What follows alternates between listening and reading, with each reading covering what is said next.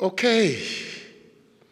Good afternoon, Excellencies, distinguished guests, participants, delegates, ladies and gentlemen. Welcome back from lunch. It seems some people enjoyed the lunch more than others, so they may have to explain themselves in a moment. But those who have been here even before 2 o'clock, we want to thank you again that you have been patient.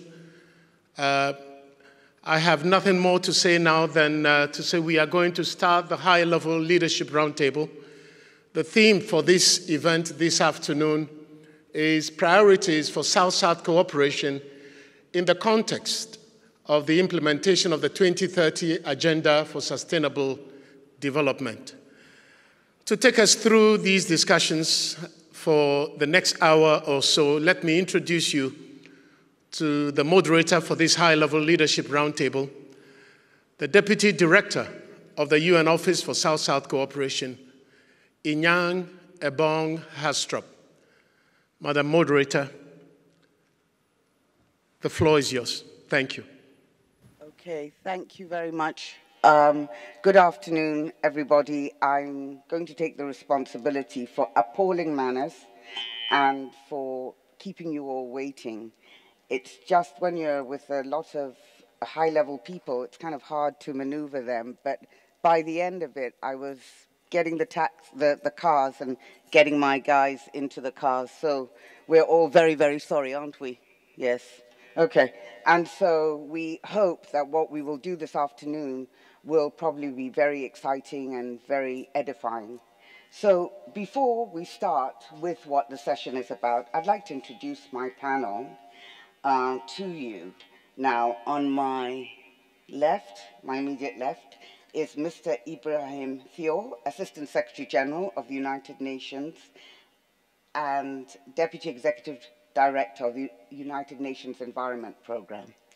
Next to Mr. Thiao is Mr. Patrick Gomes, Secretary General of the African, Caribbean, and the Pacific Group of States. Next to him is Mr. Gayan Chandra Acharya, Under-Secretary General of the United Nations and High Representative of Least Developed Countries, Landlocked Developing Countries, and Small Island Developing States. And next to him is Dr. Jomo Kwame Sundaram, former Assistant Director General and Coordinator for Economic and Social Development in the Food and Agriculture Organization of the United Nations.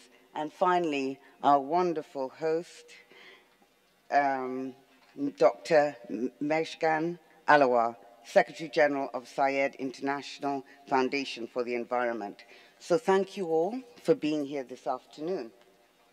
And I think the whole audience is aware that in the most recent years, there's always been South-South cooperation. But I think that in 2008, when you had that magnificent, in some ways, financial meltdown in Europe and in the North, and with the growth that you saw in southern countries, of course, you had the BRICS, which were the big five: Brazil, India, China, South Africa. There was a great notion that the South had really come of age and come into its own. And we've seen that, for example, China has been able to launch 2 initiatives to the tune of 5.1 billion in terms of providing the South with support for the development goals and objectives, primarily meeting the SDGs. And in fact, in the 2 big major events in 2015, that's the Agenda for 2030 and the Addis Ababa Action Agenda, South-South was front and center. It is clear that South-South cooperation is not seen as it's seen rather as complementary to North-South, but it is clear that it is having a spectacular way with other countries in the South through trade, investment, aid, capacity building, you name it, there's an imprint of South-South cooperation.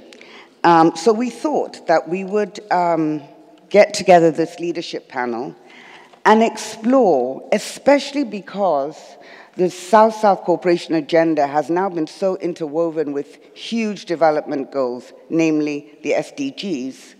How is it going to work? One of the first questions we want to ask, and I'll start with this to my panel members, and I'll start with Mr. Tiao. What are the priorities of South-South cooperation in the context of the implementation of the 2030 agenda? Thank you very much. There are many priorities, but I will focus on two, since this is an afternoon session and I know everybody is tired. The first priority to me is clean technologies.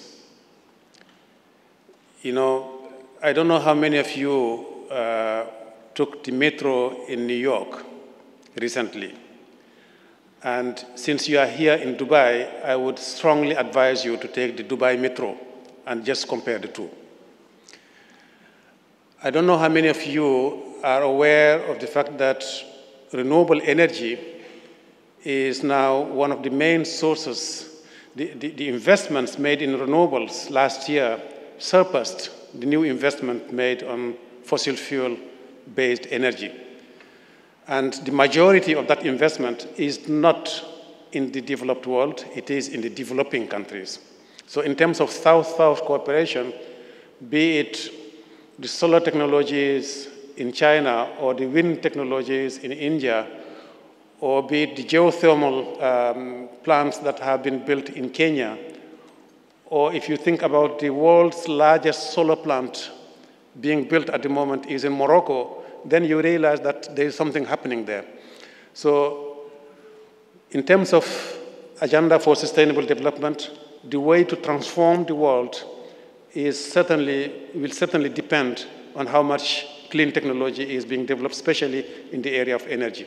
And that's how you can combine the agenda for sustainable development with climate change. The second area that I wanted to talk about is the area of green financing. Without financing, there will be no agenda for sustainable development. And when I say financing, I'm not referring to public financing only. Of course, it is important to have public financing, but I'm talking about the markets. I'm talking about, you know, the big business and the small business and how they would invest on the agenda for sustainable development. And if you think about the most innovative approaches to green finance, you find them in Brazil, you find them in South Africa, you find them in China, you find them here in Dubai. So there is something going on where probably I think the developing world is much more agile because precisely they are, you know, prompt to innovation than maybe some of the old, so-called old civilizations. So I think the green financing is another area where markets will react to the agenda for sustainable development, and that is what is going to make the big changes in the world. Yes, public financing is important. Yes, ODA is important, but these are tiny compared to the volume and the mass of financing that is needed for the agenda for sustainable development. And again, it is coming along. It is coming very quickly, and please watch it. It is not coming from the north, it is coming from the south. This is not to make an opposition between the north and the south, but just an observation that there is something going on which needs a little bit more attention than it is taking at the moment. Thank you very much. I'm going to ask Mr. Gomez next, because I'm going in the order that you're in. May I ask you to limit your interventions to roughly about 3 minutes so that we can get all our questions in and get audience participation? No. Thanks very much. Thank you indeed. In fact, I'll be forced to limit it to 2 minutes.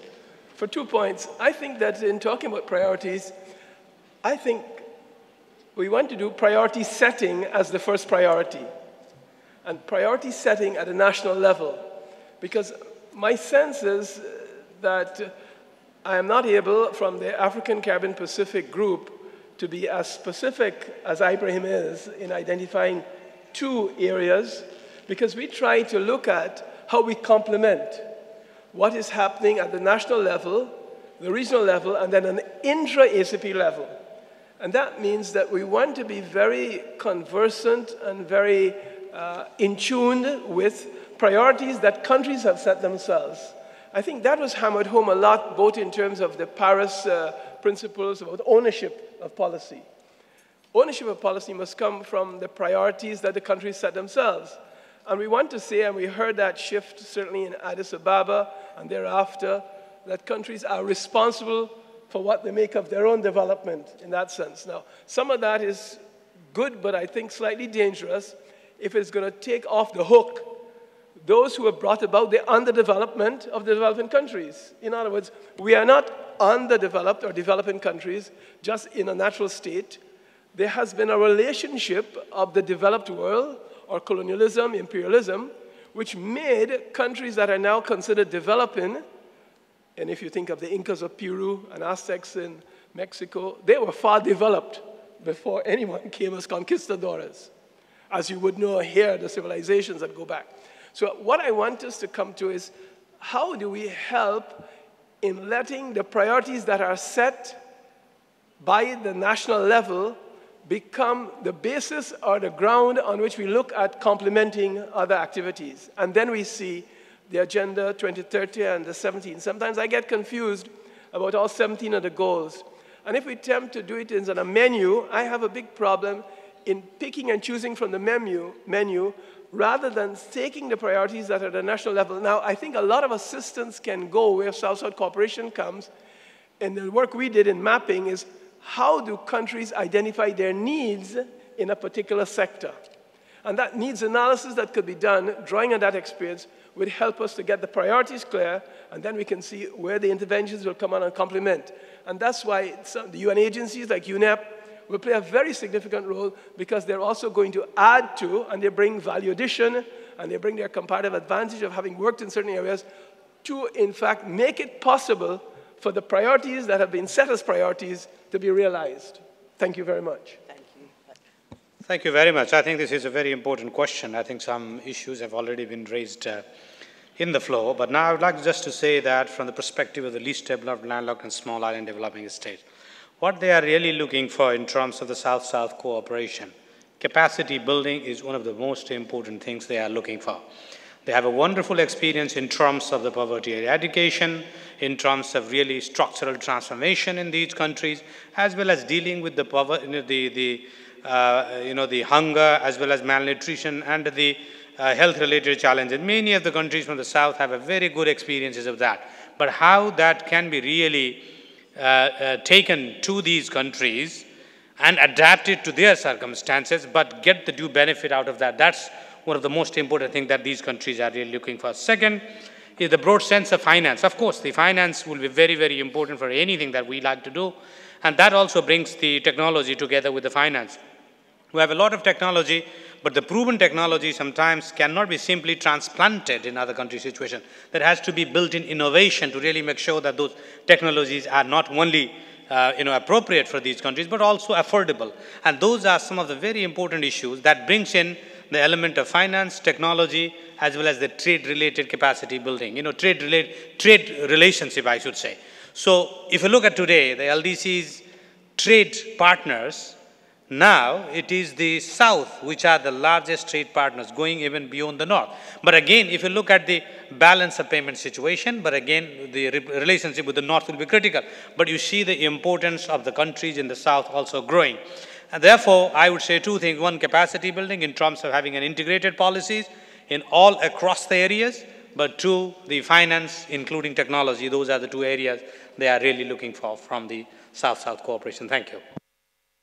Yes, I see basically three issues which were not resolved last year in 2015. As you know, 2015 brought us the SDGs, but there was a failure to make progress at the Financing for Development Conference. And the biggest failure there was on tax cooperation. We cannot have a world where you have tax havens which allow countries to avoid not to be able to collect taxes, and this is especially important in developing countries, especially important, for example, in Africa, where there has been a net flow of funds out of Africa, which is far greater than the FDI, or for that matter, the ODA, which has been coming into Africa. The second major problem which we have from last year is the failure to make greater progress on the Doha development round. In fact, my fear right now is that the developmental aspects of the Doha round are going to be jettisoned in favor of bringing on issues which are much closer to corporate interests, particularly the strengthening of intellectual property rights, which will raise the costs of medicines, particularly to people in developing countries. Secondly, we are likely to see a strengthening of corporate rights at the expense of national judicial systems. And thirdly, and not unimportantly, a return to the kind of unrestrained financial globalization which led to the crisis which we experienced in Asia, for example, in 97, 98, and subsequently in 2008, 2009. The other set of issues, of course, are the ongoing issues as far as climate change is concerned. Two in particular, I think, need to be emphasized. Much, much more can be done as far as mitigation is concerned, and particularly, we have to recognize that there are almost 2 billion people in the world who do not have access to modern power, modern energy. And it is important to be able to ensure that they have access to modern energy, and this can be achieved by a strong trust towards making renewables affordable for all. The other issue, of course, is to make sure that the adaptation to climate change is a developmental agenda. And the countries which are unfortunately the most vulnerable are some of the poorest countries in the world, and much, much more needs to be done. And these two elements of the climate change agenda were not sufficiently reflected in the outcomes in Paris. Thank you. Thank you very much. So finally, I am the last speaker in this leadership, and I want to just end with the leadership in Zayed International Foundation for the Environment. Since His Highness Sheikh Mohammed bin Rashid Al Maktoum, Vice President of United Arab Emirates, Prime Minister and ruler of Dubai, founded the Zayed International Prize for the Environment in 1999. He had a vision for this international prize to take forward the vision of the late father of the United Arab Emirates, Sheikh Zayed bin Sultan Al Nahyan, be mercy upon him, and took forward his legacy for working for the sustainable development since since establishment of the United Arab Emirates. And in that view and in that vision, we tried, when we set up this Zayed Prize, we tried to include all the stakeholders of the society, the global, since the international effect with the international leaders, and covering the scientific and technological achievements, plus the grassroots as well in the categories of Zayed Prize. Not only that, but as the priorities change over the years, we added also a new category to cover the youth, which is now on a national agenda for the United Arab Emirates, and we will be celebrating the first winners of the youth category, hopefully early next year.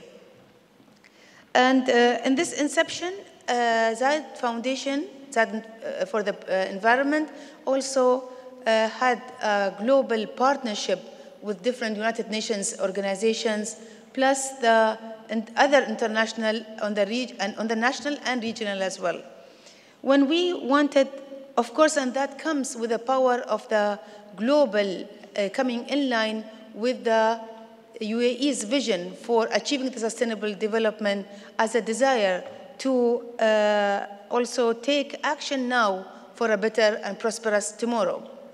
So I will end this thing to say that what we took action in Zayed Foundation and in Zayed International Prize for the Environment, that rise above stereotype, being given all the tools, we wanted just to achieve not to step back, but to look forward and have, today we are celebrating our partnership with the Global South-South Office for Global United Nations Office for South-South, and we are having this historic event happening for the first time in the United Arab Emirates after it was only happening in the United Nations programs, organizations, and funds. So we are just looking forward to the fruitful deliberations and outcomes for the next 4 days to have strong outcomes and recommendations that will be taken forward to the next level in the United Nations, nationally, regionally, and internationally. Thank you. Thank you, Dr. Alawar. And in fact, you can see that United Arab Emirates is taking South-South very seriously, as well as the key issues of the Sustainable Development Goals. I'm sorry, our colleague just joined us right at the end. From OECD? No, OIC Youth Forum. OIC, yes, okay. Sorry, Thank you. If you could just introduce yourself, please. Elshad Iskandarov, Ambassador of Azerbaijan and the President of the OIC Youth Forum. Sorry, we had bilateral with the South-South, that's why. Okay, delayed. thank you. Thank you. All right, so I heard in our conversations, financing, and there are complexities in that financing. I had the privilege of going to a meeting at WTO. It was the first time I ever went there, and that was interesting because it was the LDCs there.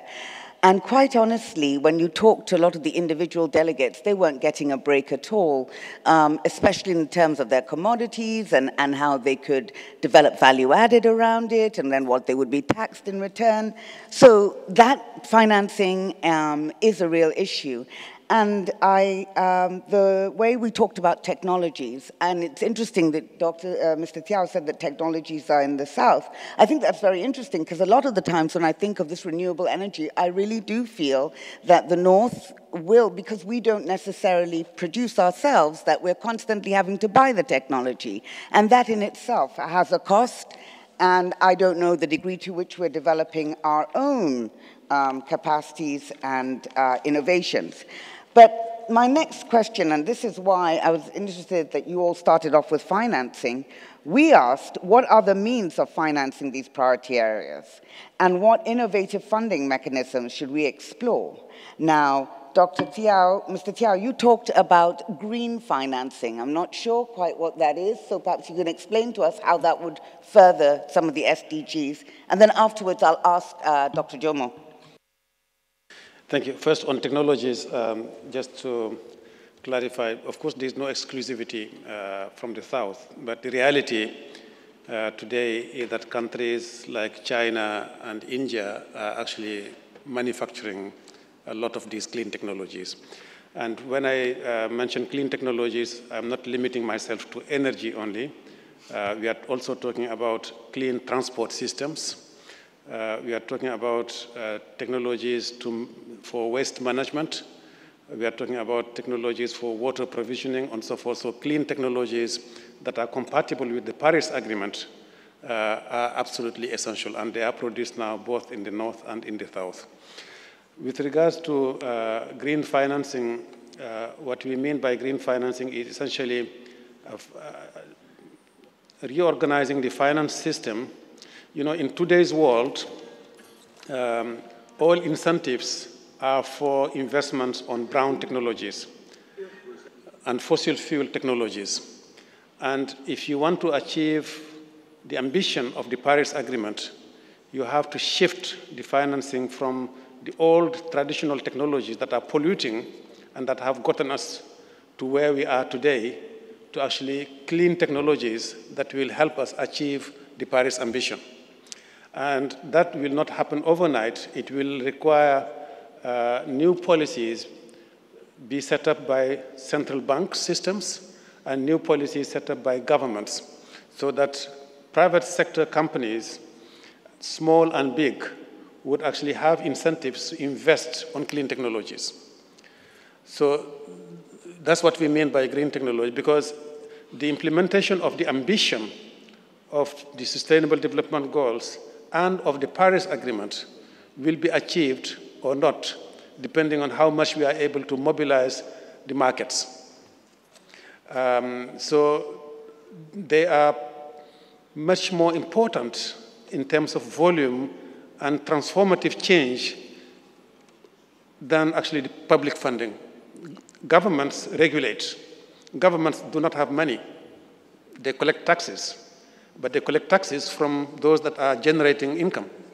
So it is important that as governments collect taxes, they also have policies, including policies of collection of taxes, that are compatible with the ambition of the Paris Agreement and the SDGs. I'm referring both to the SDGs and climate. I should not, because actually the SDGs include climate. But since the Paris Agreement was signed after the adoption of the SDGs, we still have that duality. We have to recombine the two, because actually climate is part and parcel of the SDGs. Thank you. Dr. Jomo, you made some very strong points about the failures in terms of the financing, the whole issue with taxation. How are we going to provide financing for priority areas? And I think we all agree it's technology. So how will we do that? For the world today will be to ensure that governments are empowered to be able to finance selectively what they see as being their national priorities. Currently, governments are disempowered by the fact that there has been a very influential ideology over the last few decades which has disempowered governments by reducing their tax revenue. Trade liberalization, for instance, has meant that some of the poorest countries in the world who collected up to half of their revenue from taxes on imports now no longer have that tax revenue from those imports. So it's going to be extremely difficult for them to do very much. We have had situations where even basic agricultural research and extension work is no longer done in many developing countries because it is left very much to the private sector to sell fertilizers, to sell machinery, etc., without the government mediating and making choices as to what might be in the best interest of the farmers concerned. So you have a situation where governments basically do not have the resources, they are not able to invest, for example, investing in renewable energies does require resources. Not every country is similar. What the options which are available, which are suitable for a country like Nepal would be quite different for a country like Vanuatu, and so on. So you really need to be able to look, for example, at the options for wind power in Nepal, but perhaps tidal power or wave power in Vanuatu. These are the kinds of needs which are the circumstances which are very different, which need different types of financing. And since there is no global effort to undertake that kind of financing, it often falls on the governments themselves to do this kind of financing. And unfortunately, the poorest countries in the world, the least developed countries, are least able to afford that kind of work. But having that kind of government capacity is important, not only to undertake the kind of research and development work which I referred to, but also to build the capacities and capabilities which are so crucial for technologies to take root in the developing countries. So financing is absolutely crucial. In addition, of course, there's the need to be able to access financial resources from abroad, and this is why the climate finance facility becomes so crucial. And to ensure that the climate finance facility is one which is truly concessional for developing countries, rather than just one other market option available. And this, I think, these are some of the challenges which are very, very crucial for financing. Of course, there are a whole range of other things. The fact that many of the capacities which developing countries had have basically collapsed with trade liberalization. Developing countries in Africa, for example, Africa used to be a net food exporter. It is now a net food importer. Africa has deindustrialized over the last few decades. And how is Africa going to industrialize once again? These are all burning issues which many governments and peoples face all over the world, and finance is often crucial to the solution. Thank you. Thank you. Thank you for that. I'd like to ask Mr. Acharya, because you have the least developed countries, you have the landlocked, and you have the small island states. And the picture that Dr. Jomo just painted was pretty bleak, and you have the hardest job managing that situation. Yeah, thank you very much. I think just to give you some perspectives, if you look at the least developed countries, there are altogether about 48 countries, almost 1 billion population. And we all appreciated and celebrated that the global poverty level has been reduced by half. But if you look at these countries, they are still, we have the global poverty rate now about 10% globally. But if you look at these countries, they still have about 35 to 40% of the population below poverty level. That's a huge disparity that is there around the world in terms of the number of poor people in any country. Second point, I think we're talking about the resources. It's very important that, of course, the resources is one of the major issues. The capacity to generate resources within is very limited in the LDCs. They have made a lot of progress. If you look at the internal revenue to GDP ratio in these countries, it is still around 13–14% of the total GDP. I mean, if you want to really have a development pathways that you want to achieve in order to eradicate poverty, structurally transform their economy, you need at least 25 to 30% of GDP investment every year. You are nowhere near that. There is a huge gap between that. That's the reality of the LDCs. And I fully agree with what my colleague Jomo just said. If you don't have the other resources coming, if your structural transformation is not happening, if the overall contribution of the manufacturing sector, the economy is either standstill or it has even gone down, then you have to really look for other financial resources, including your capacity to generate more resources within, which is, having a better contract, especially in the industries which are extractive industries. This is one area we need to really work very hard on that. Second, how to really get the international finance on concessionally terms until you have the structural transformation of these economy. These are crucial issues. The North-South cooperation in terms of really getting a finance is critical, but equally important these days, if you look at the investment coming from the South, it is also helping a lot in order to really meet the investment gap. But it is not a question of this or that. It is a question of having more of all of that, because they have a huge way to really go to meet the the global goals. And I'll just give you other examples. If you look at the energy poverty, which is one of the highest in these countries, the people without access to modern energy, almost 2/3 of the people have no access to modern energy in these countries. And that's a very, very big number of people. And there is a huge gap in terms of infrastructure, water infrastructure, then again the health infrastructure. Therefore, what we are really looking for is a very dedicated financial mechanisms that can really take care of the huge development challenges these LDCs face. And that's what we are really looking for. Okay, thank you very much. So you're saying that basically, and I think this is fair to say, that we're not saying it's either south-south or north-south. I think we're looking at the full basket, south-north, south-south, where we can get the best amount of resources to do the most amount of things.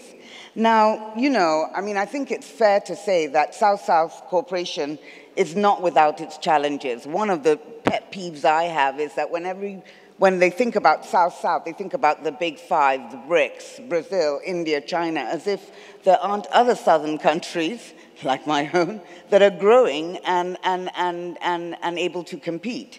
So there are challenges. There are growing inequality, income inequality, especially in the middle and emerging economies, a disparity of economic performance amongst southern countries, especially those of small islands and least developed countries.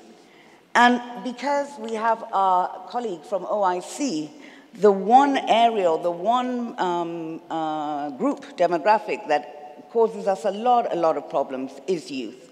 And so in all of these disparities, I would say the disparity of employment. People don't have employment, and the hardest hit are the youth.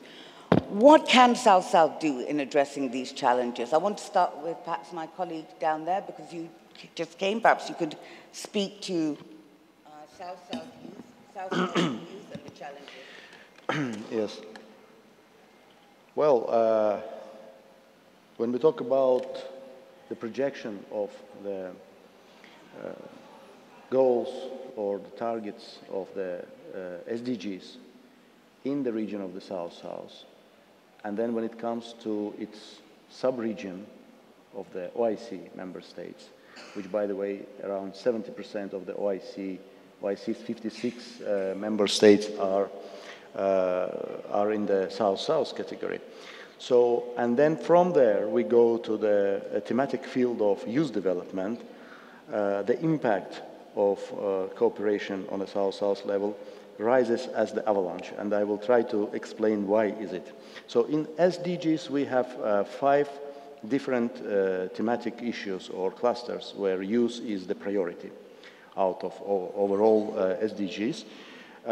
When it comes to South-South cooperation, big chunk of the South-South countries are the countries members to the Organization of Islamic Cooperation.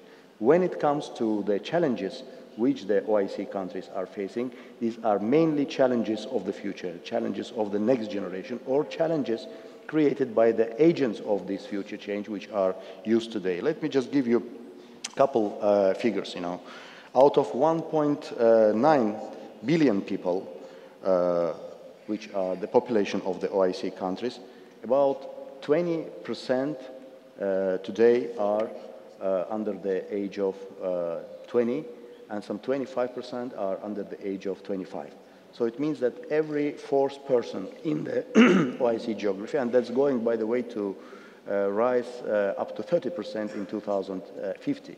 So comparing with the developed countries, comparing with the global north, it is almost 2 times higher, this figure, which is average in the countries of the OECD is 12.4. So you see how the problem when it comes to the youth field in the particular area is being raised like the avalanche. Disparity issue, you touched the disparity and huge inequality between different countries of the South. So that's even more reflectory in the OIC region. Just 10 out of 56 OIC member states are in possession of the 80% of the combined GDP of the 56 countries. So again, the disparity when it comes to youth, it's with more burden use of the southern OIC countries, those with the booming youth generation. So where is the cross-cutting area here for cooperation, and how South-South cooperation can create added value for implementation of the global SDGs when it comes to the youth population of 56 countries. I believe that the silver bullet here is the youth employment. Although on 3 issues, all these 3, both OIC 10-year plan of action and the South-South goals and the SDGs agree, which is youth participation, education, and unemployment. But I believe that if we are taking the most important, ring of this solution, it's the youth entrepreneurship, and youth entrepreneurship in the IT sector. For this, just coming, that's the reason I apologize for me being delayed, signing the framework, strategic framework between the OIC Youth Forum and the South-South Office of the United Nations. The important part there is education and the talent. The youth is not just the challenge, or not just something which bring demographic and economic problems in the future, but also the huge potential and pool for the talent. Just signed on one of the projects, which is the OIC Startup Platform, the project which envisaged to multiple the talent of startup and the skills of talent on the mass basis, because young people tend to hire young people, and by this, hopefully, we are trying to contribute to a decrease of the unemployment, which is the starting point. But if we will have time, I will talk about some other steps as well. Thank you. Thank you very much. I still would like to know, Mr. Gomes, how do you think South-South cooperation can it even really address some of these, the growing inequalities, the income inequality, quality of life inequality? Can it really? I mean, they all... I believe if we begin too much as if there's a pathology of development and we see problems, we're missing the boat on South-South cooperation. South-South cooperation is creative and innovative because it starts with things that have worked. It starts. And the link with technology has a link with youth. Youth is not the problem. Youth is the solution. We have a project called Cultures Plus. And rebranding the Africa Forum has allowed young people to come forward with how they can ensure that the vaccines being provided by the WHO or the PAHO are better protected in something they've designed using solar energy. We have the youth who have looked at what is happening in terms of the congestion and traffic in cities like Nairobi, etc., and said, we can design and have designed using electronic systems their own traffic signals, so that you can't even break the traffic signal. So I think we have to look at what I would feel is a South-South youth innovation entrepreneurship program. In other words, these are examples that are around the place, and we don't accumulate them enough.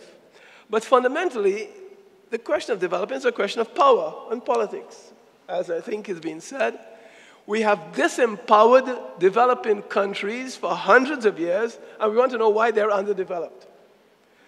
Take, for instance, the simple thing about the illicit financial flows. Until we can come to grips with the terms and conditions under which investments are going to be made and how they will be regulated, and ensure that the percentage that goes out doesn't end up in the banks of the Western world and stay there. So we have to recover, we have to prevent the losses.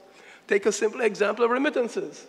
4 times what is coming in ODA comes from remittances. How do we find, therefore, mechanisms for the bank charges and the transaction costs of the remittances of young people working? We see them working out there in the buildings. They're sending home to the Philippines, they're sending home to Pakistan, etc.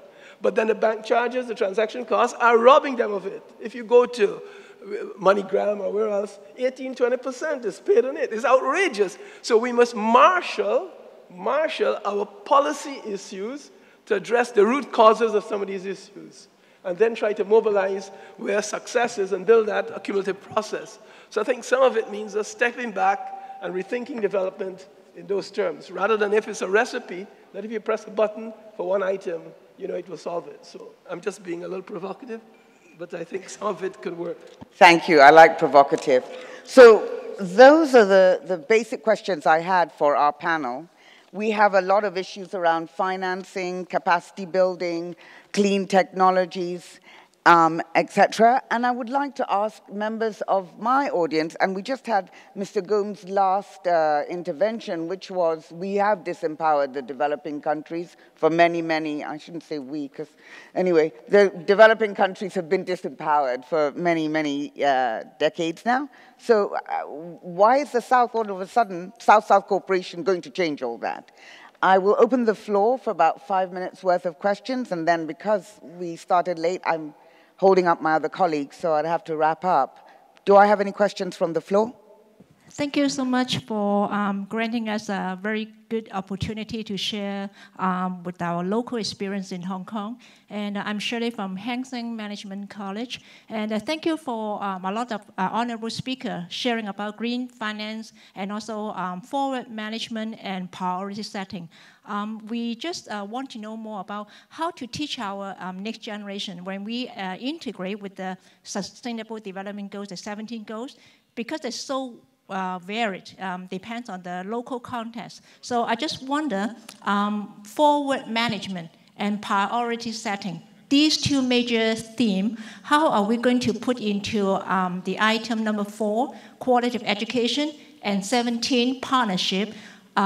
Just use maybe UN, you have so many agencies. How are you going to build the partnership so that we can build the awareness about the priority right now? You're talking about green financing or maybe green technology. So how are we going to learn about this, what we're supposed to do in our next maybe 2 years? Thank you so much. Yes, I just wanted to thank the panel because I was really and positively impressed by your comments, especially about the fact that the South might have sometimes some kind of assets and atu and being sometimes a bit late or behind enable us to do things differently in an innovative way and also with maybe some sustainability in it and so on. And it's the first time that I hear that, and I am really happy. The second comment is that 9 November will be the day of usability. It's a United Nations Day, and maybe you know about it. Usability is something that means utility. It's something that means efficiency. It's something that means accessibility, but also kinds of apprenticeship and so on. I think that it's a bit similar to the South-South cooperation issues. It has to be accessible, it has to be robust, it has to be easy for people involved and institutions involved and so on. And since in November it will be the day of usability, I think that we will gain really when it comes to the priority of South-South cooperation to deal with South-South cooperation in this and with this methodology. Something that can be a bit different because we won't take the North-South cooperation as a model. We would like to do it in a different way, maybe in an accessible way for the whole countries, third countries, and it means that it can be accessible for them, and it won't be only a matter of North-South triangular cooperation, or simply the big five, as you stated before. Many thanks.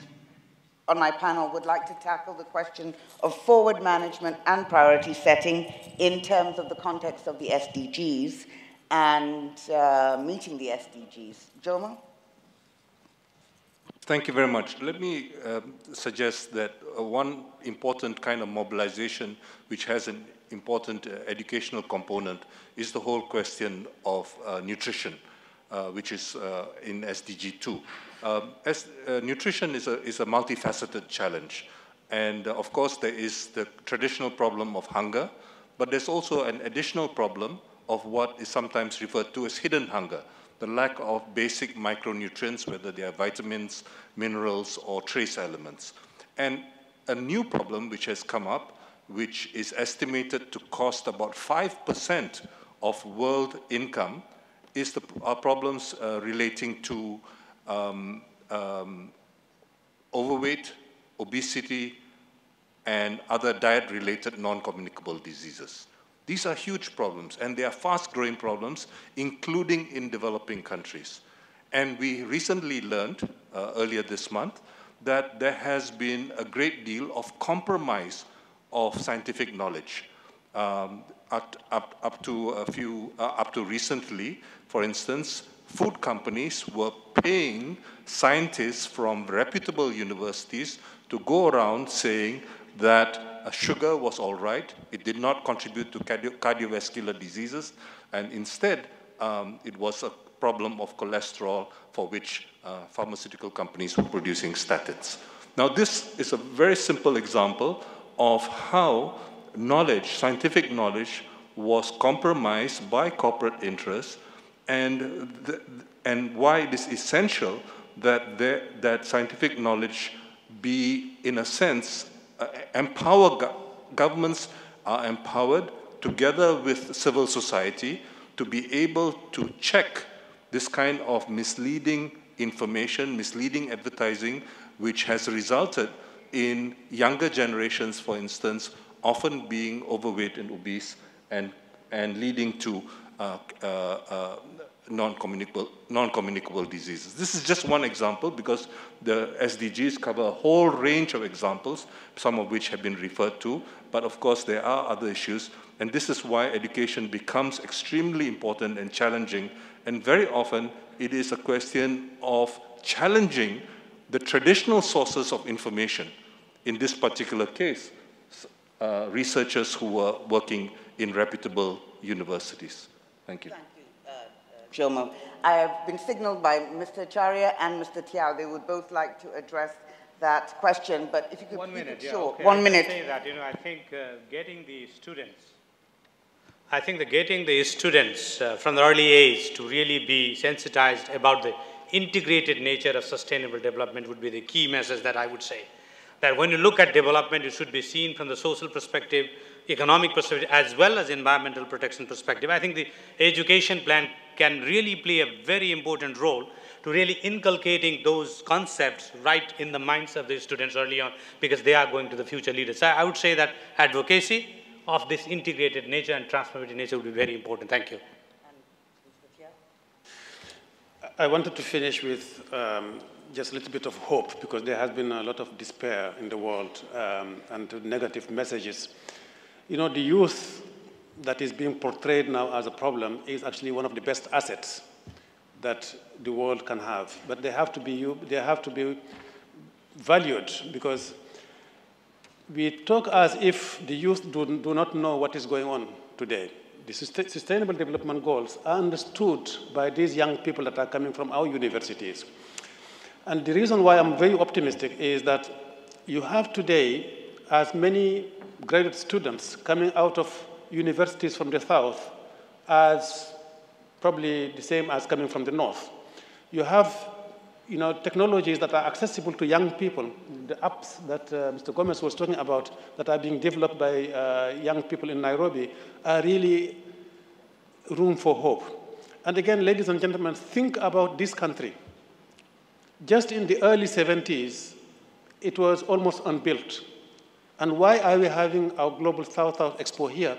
Because people of this country, and they are young, they're just as young as from any developing country, are able to actually develop themselves. So when we say South-South cooperation, it is real.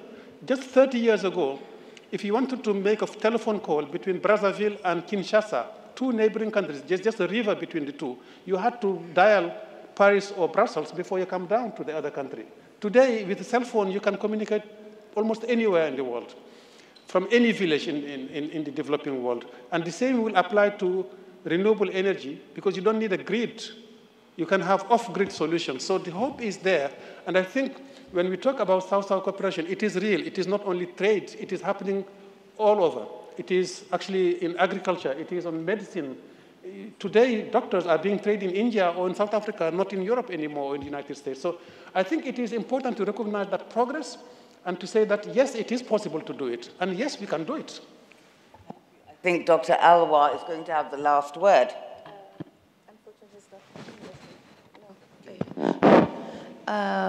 I just wanted to comment just a few words that technology transfer and having to know how the experiences, so the use of social media, the use of new applications, which are smart applications, these are all ways now that will facilitate just circulating the best practices over the South-South countries. And in this regard, we made sure that we have an application developed specifically for this event by Zayed Foundation, so that there is live coverage for all of the sessions, and the youth are participating as well in 2 of the solution forums from internationally and the national level. So they are discussing, not only just listeners or volunteers, but they are, as panelists, will participate in our solution forums as well. So this is an opportunity that we are celebrating today with the changing priorities worldwide with the technology. Thank you. Okay, with that, I have to stop the panel.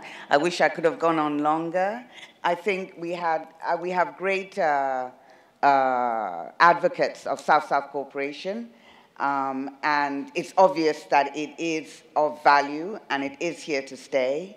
And it's just for us to make sure that the goods and the good of it is spread evenly.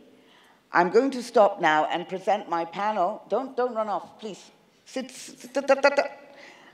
with a certificate of appreciation, okay? So I'm going to do that, right? So don't run.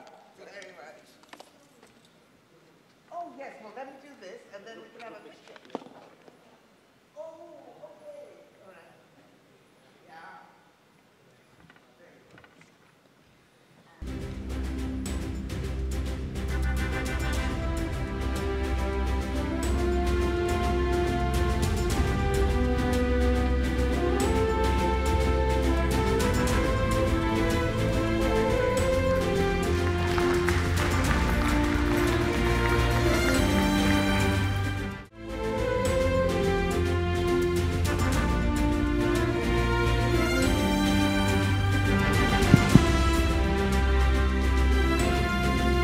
Okay. Thank you very much, Deputy Director of the UN Office for South-South Cooperation, Inyang Ebong Hastrup. Thanks also to all the discussants for this very stimulating high-level leadership roundtable